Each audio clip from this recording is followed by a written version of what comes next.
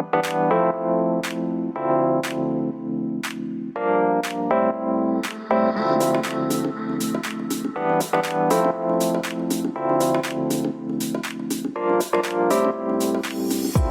to the Future Is Freelance podcast, brought to you by Zolo, the operating system of the solo economy. Every week, we'll be serving up an audio cocktail of expert tips, inspired insights, and stories from the frontiers of freelancing to help you grow your borderless business to new heights and live life on your own terms. So kick back, grab a snack, and let's get started.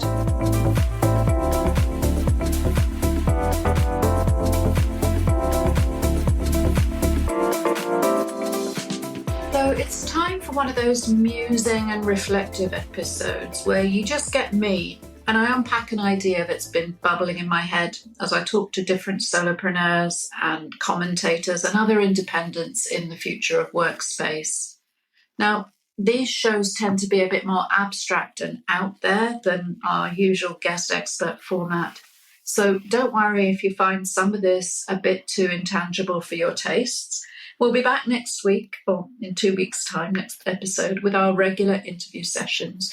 So if you love the blend of actionable expertise and fascinating storytelling that you come to enjoy from the Future Is Freelance, then you'll be thrilled with what we've lined up for you this winter.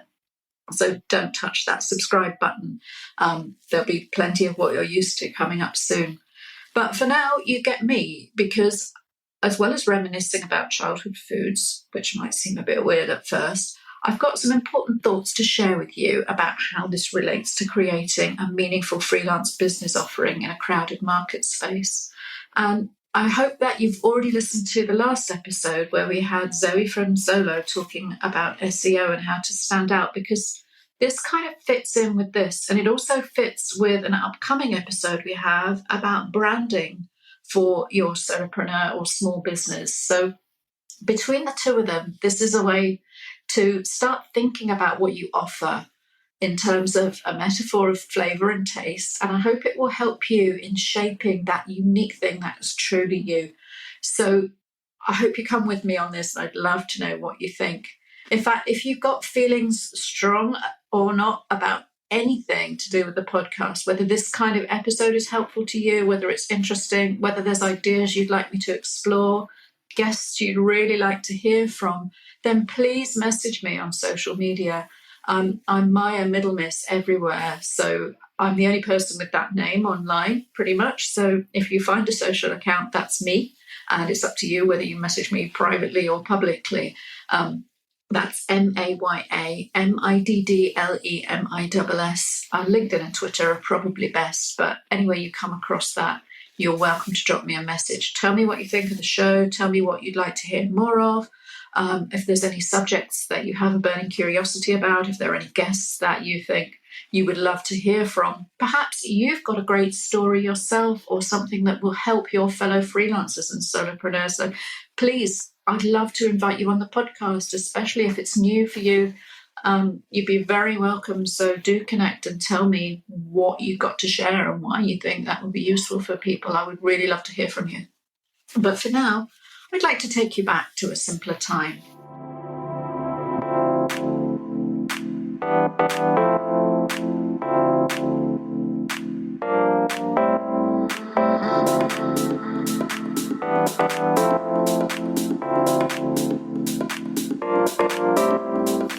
Now, when I was a little girl, ice cream came in 3 flavours. We weren't especially deprived or poverty-stricken. It was just how the dessert scene rolled in the 1980s. And obviously everyone knew that chocolate was the best, so it wasn't a hot topic of debate in the playground. The argument was settled. In fact, the only excitement was that sometimes you got Napolitano and you wound up with a slice containing strawberry, vanilla and chocolate in your bowl at once, so you could swirl the colours together. Simpler pleasures for simpler times. And a major milestone of consumer choice, therefore, was the arrival in our suburban high street of the US chain Daybell's Ice Cream, bringing their incredible selection of 32 different flavours. You even had a choice of containers and cones that you could combine different scoops of varieties in. There was even a square-shaped cone. There were different sprinkles and stuff you could put on top. Wafers? Our tiny minds were blown. So suddenly there were choices to be made and defended, varieties to love and hate. Toffee, caramel, crunch, rum and raisin. Gosh, that sounds so retro now. Banana, tutti frutti. Are you club passion fruit or not? I'm sure I even tried the rhubarb and custard flavour at least once. This decision mattered, and you had to be clear in your mind what you wanted by the time you got to the front of the queue. Other kids would be prodding you in the back to hurry up and choose already. Of course, some were disappointing, and I'm looking at you, rhubarb ice cream. But back then, the sheer range of options was the exciting thing. Back in those days of 4 TV channels, and yes, I'm talking to the pre-MTV era here. I hope the digital natives in our audience haven't all switched off and gone to look at TikToks already, because I know it seems laughable now.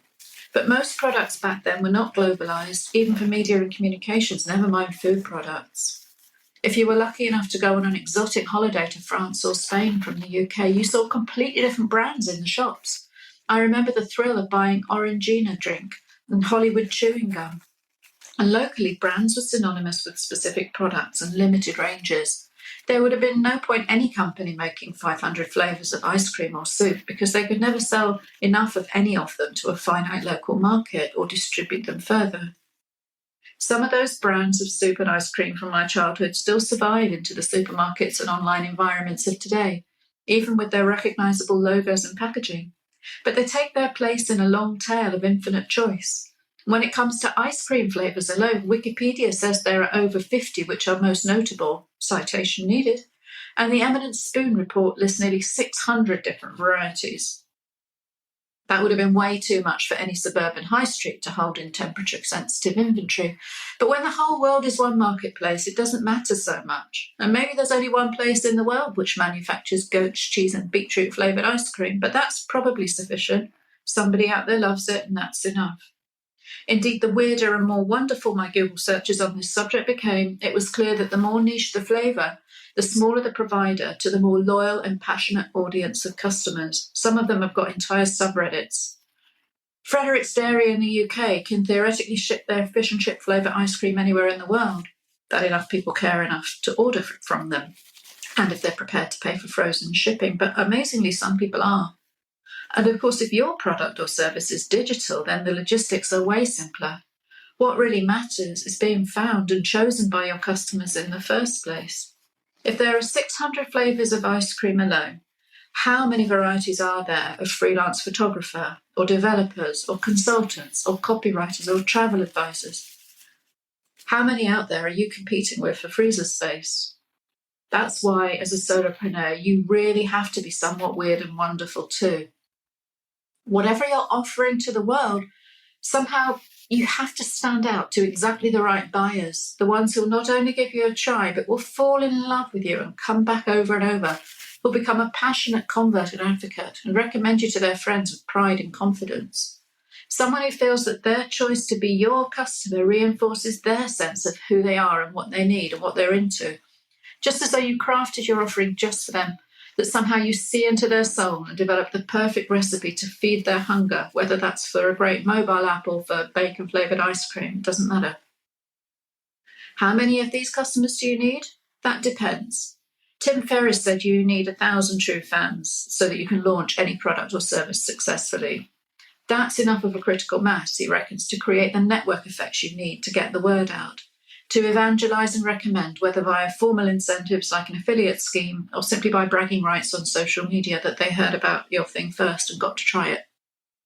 Even if the numbers are static, it is sustainable provided they love you enough to buy anything you make.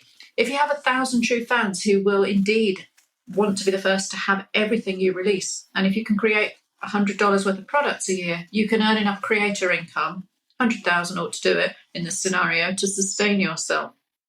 Now, Ferriss got this idea from Kevin Kelly, proving that even highly successful creators adapt and repurpose from a range of sources. Is there really an original thought or recipe in the world anywhere? It's all to do with how you season it up and make it unique.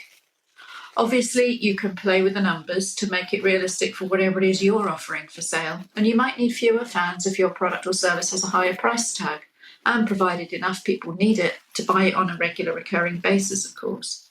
B2B, the numbers could look very different, but the same thing applies. You have to have enough people who care about you to come back and buy every time that they need to, and for that to be enough to create the income that you require in order to carry on living your life. Now, Seth Godin called these people your tribe, and he called this tribe building. He pointed out that people really want this kind of authentic connection with the brands and providers that they buy from. They want to feel it. And I argue that this applies just as much to B2B as to when you're selling products to a consumer. Your customers or your clients need to feel seen and heard and addressed directly, not generally. This stood out in terms of sales, particularly during brand tracker research during the pandemic, when customer service was a huge differentiating factor between those brands who grew versus those who declined. And obviously that was all about customer service delivered online as well.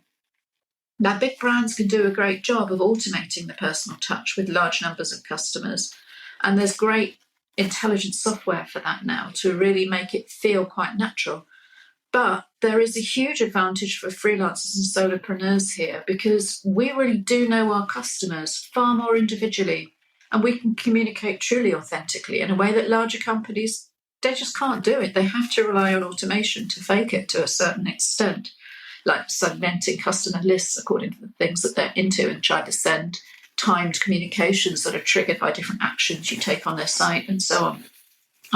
Advertising is in a huge state of flux at the moment, incidentally, and a lot of that's to do with Apple and to do with privacy. And I really want to have an episode about this in the new year because the way that small businesses can advertise actually does compete in the same way, the way that larger businesses can advertise online, and a lot of the rules are changing fast. So I'm on the lookout for a great speaker to really unpack all of that for us. If you know anybody, please let me know.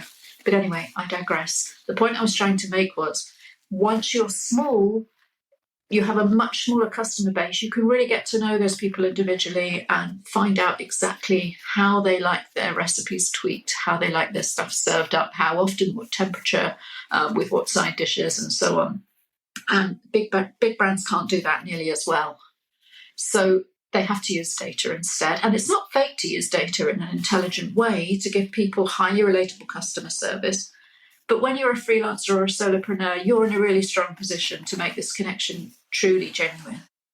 Your standout flavour of branding is a key part of this because your customers need to remember you and relate to you individually just as much as the other way around. So you need to make sure your branding carries through and reflects consistently across all your communication channels. And we've got an episode coming up shortly that's all about branding for freelancers and small businesses, by the way. So do listen out for that. It's not rocket science. It's just really important that people recognize your unique flavor profile from afar, and they can recognize you wherever they find you. Being aligned and authentic is a big part of it.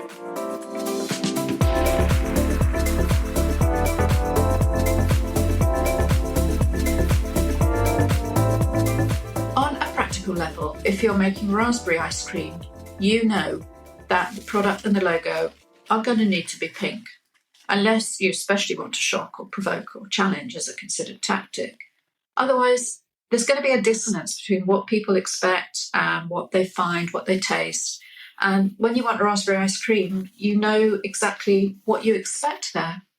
So what the product and your tribe stand for matters as well, especially to younger buyers. According to a 2020 Consumer Culture report, 83% say they want companies to align with their values. 76% want CEOs to speak out on issues that they care about. And 2/3 of millennials say that they boycotted a brand that took the opposing stance on an issue. People prefer products that show off their political and social beliefs. So being part of the tribe is also about being seen and using the affiliation as a shortcut to demonstrate their own values and concerns. It's no different with smaller brands and arguably applies just as much when someone's buying services. A friend of mine actually waited months to hire a highly recommended interior decorator, but on the first day he showed up at her place, she threw him out after he made a pointed remark about how her husband was going to love paying for all of this. And whatever his reputation and portfolio said about the quality of his work, she didn't want 1 cent of her money going in the pocket of this misogynistic Neanderthal, nor did she want him in her home for several weeks, so he lost a huge project just for signalling a complete mismatch of values to a prospective client. Maybe that was his strategy. He clearly had an issue working with independent females, and he's still busy, so love or hate it, he's doing okay in business for now. Enough people still adore his work and talk about it. And being talked about matters, after all, whether you're a sexist interior decorator or spearmint flavoured ice cream. But you don't want to be talked about for the wrong reasons, and it's dangerously easy to trigger offence, risk a backlash or cancellation, which might be for reasons completely unrelated to your business activity in the first place.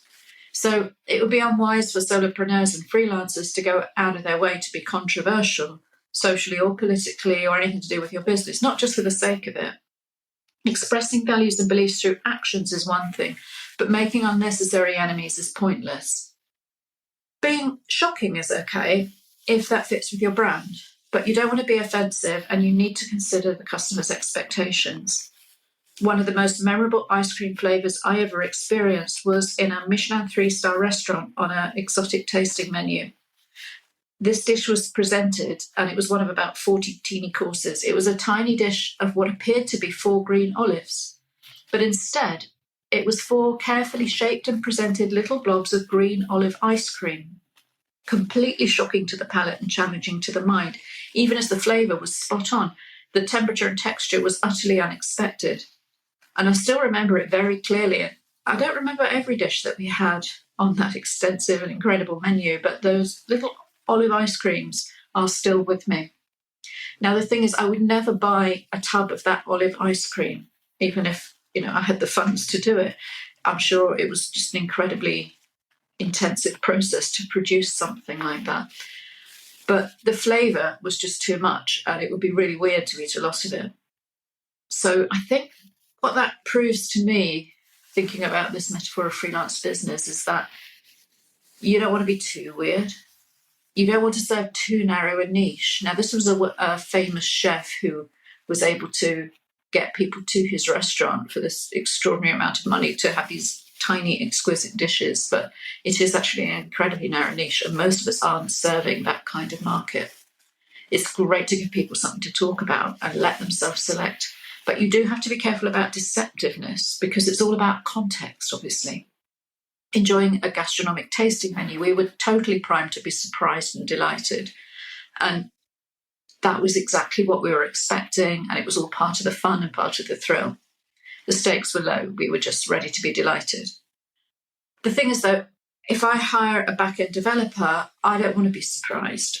I don't want to be anything other than just contented. And with other freelance gigs, there is some room for experimentation. So if I give a brief to a graphic designer, I give them details in the brief, but I expect their creativity to come back through what they offer. However, I don't expect them to go outside the guidelines that I've given. There's room for their creativity and their experimentation. And I'm hiring them for that very purpose, because I can't describe exactly what I need, or I just pop it into DALL-E and see what I can come up with myself. Instead, I want their creativity, but I don't want my mind to be blown by something that's completely off brief, because that's simply not the service I'm hiring. So it really depends on what your customers are expecting from you, how far you want to go down that weird and wonderful route. You need to stand out. You need to give people what they want. And sometimes you need to give people what they didn't even know they wanted. But you know your clients, and you know their typical comfort level well with challenge and the unexpected. So you can use that as another filter, the extent to which they want to be shocked or provoked, or maybe just reassured and comforted. That's an important filter as well. It's far better to accentuate the positive and really seek out those people who love you for what you do best anyway, and really speak to them. And 1,000 true fans is nothing in the global marketplace, provided you identify and match their needs with sufficient specificity. Then they're all you're going to need. If you get the product market fit right, then they could be yours for life and tell the right people about you over and over. And you won't have to keep going out and finding them, which is something that we all know as freelancers takes up a steady part of our time. So you've got to be a bit unique. You've got to be special, because no one ever said their favourite ice cream flavour was vanilla. Now, most people don't hate vanilla. If it's served to them, they'll probably eat it. It's an acceptable accompaniment to something with a bit more going on, and its very blandness is a foil to reflect a more tasty main feature. But do they rave about it, or recommend it to their friends, or keep coming back over and over for more? Not so much. Pick a better flavour for your solopreneur offering. Straciatella has bits of crunchy chocolate stirred through it. It gives you a different texture as well as a flavour. It's the recipe that was inspired by a soup with shreds of egg in it, and the word means little rags. Now that might already put some people off. Is your branding a clear signal filter to get the right customers in or out right from the start? When Stracciatella's made the true Italian way, it's actually a softer gelato than it is a true ice cream. It's denser and served at a slightly higher temperature. It's runnier and messier to eat. So if people just want something that's clean and easy to put 2 scoops onto the top of a cone, then again, maybe they're not your crowd, then they're not your tribe, they're not your ideal customer. Originally, it was simply dark chocolate swirled into a pale milky base that made the classic Stracciatella. But over time, variations with milk chocolate and nuts have crept in across different locations. And having a range of products within a category is fine. It supports market differentiation, and it helps you offer the potential to move people from one product to another and sell more stuff. Now, of course, those variations, some of them are going to be loved, some of them are going to be hated. Not everybody likes nuts, as an example. In fact, they actually kill some people. Now, obviously, I'm being quite flippant about a serious subject here, but that's one hell of a filter. As a solopreneur, a Stracciatella strategy enables you to really differentiate, though, and compete in your zone of expertise. You can stand out by offering something not everyone will adore. Some people will never choose, and some will avoid forever. Provided your loyal tribe of ravenous fans will pick it every time, regardless of what other garish colours and toppings are arrayed across the display at the counter. And who wants to eat something Smurf blue anyway? Well, my kids did when they were little, but never mind. The point is, as a freelancer, you can't compete by providing a vanilla offering. Nobody can, because at this stage, they'll never be able to manufacture and distribute it at a scale to take on the pricing of Walmart or Carrefour. Not at that kind of scale or price point globally now. Not for something that nobody cares about. And in fact, if you do love the flavour of real vanilla, you better make sure you create a full-fat, organic, artisanal niche recipe and market the hell out of it in small containers. Find that loyal tribe who never buy the bland, aerated, big box tub from the supermarket. People who actually want to pay you 5 times the price for something really delicious.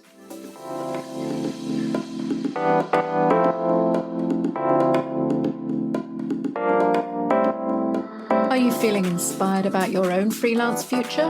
Maybe nurturing a business idea of your own, which could create the lifestyle of your dreams? Zolo is the perfect place to bring those dreams to life with an intuitive tech stack and business support suite designed around what every freelancer needs. Whether you want a quick and easy way to raise an invoice or an EU-based, fully featured private limited company of your own, Zolo is the place to take care of your back office admin in just 10 minutes a day, so you can concentrate on transforming your vision into reality. Visit Zolo.io, that's Zolo with an X, or check out the link in your show notes for our latest offers.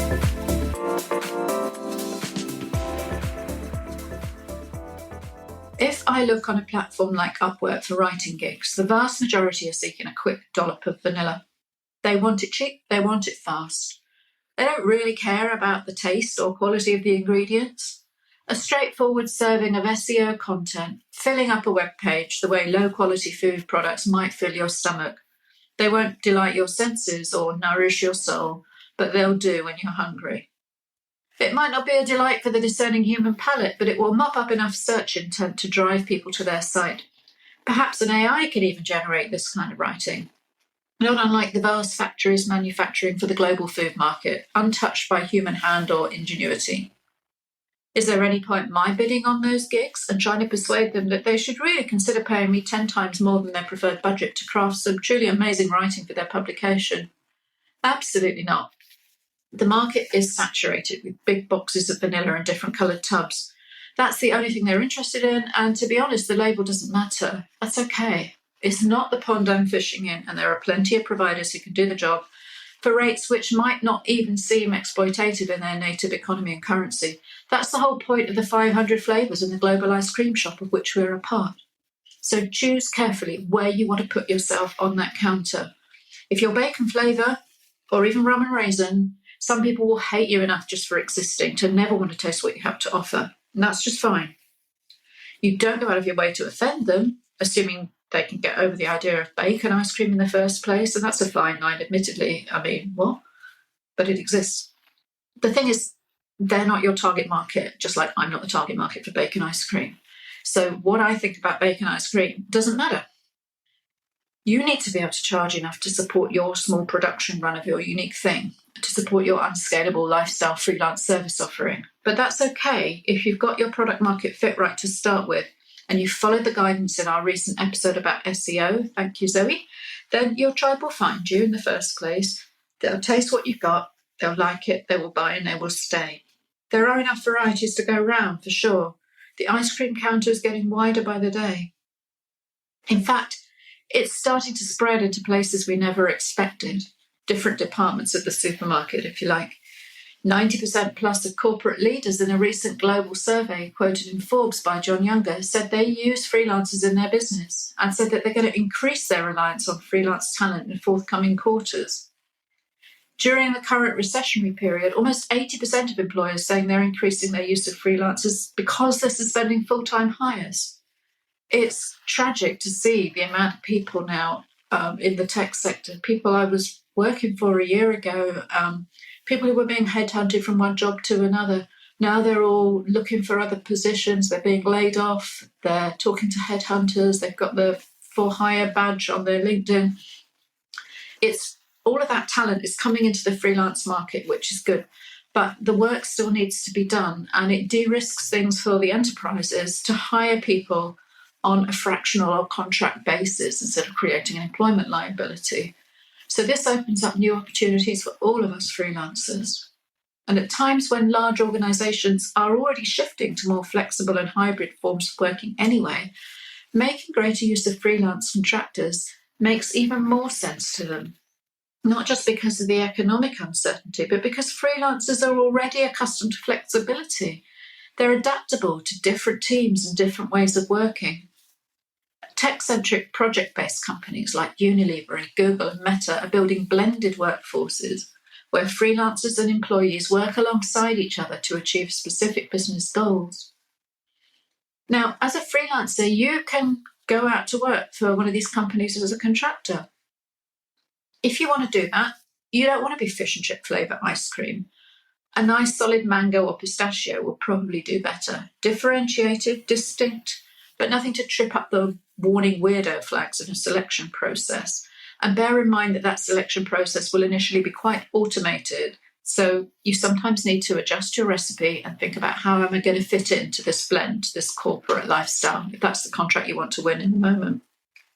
So you need to be weird and wonderful and unique, but only as much as you need to be at that moment, bearing in mind the next gig that you're applying for, your present iteration of your ideal customer, and only you know the answer to that. So you want to celebrate your brand of one. Be memorable, be distinct, be delicious, and have an aftertaste that lingers for all the right reasons. Vanilla, remember, that's for the cubicles, the old paradigm of employment, the 9 to 5. It's for uniformity and predictability and being a bland cog in a big mass-produced system. It's not for you, the freedom-loving freelancer. Instead, I urge you to be a Straciatella Solopreneur and embrace what makes you one in a million. It's the future, and the future is freelance. Thank you for listening and for being part of our community. Please keep your news, views, ideas, reviews, and suggestions coming. And we'll be back in 2 weeks' time with the more typical guest interview format that I know you will love. As I said at the top of the show, we've got some really amazing stuff lined up for you. So make sure that you follow or subscribe or bookmark or whatever you do in the app that you use to listen to this show on. And we'll see you again in a couple of weeks. You've been listening to the Future Is Freelance podcast, brought to you by Zolo.io, who offer compliance, taxation, invoicing and admin solutions for fiercely independent solopreneurs across the globe. From simply getting paid to launching a full EU-based limited company, Solo has you covered, thanks to Estonian e-residency and a superb suite of streamlined business software. If you enjoyed the show, please like, rate and comment and subscribe to our feed wherever you get your podcasts.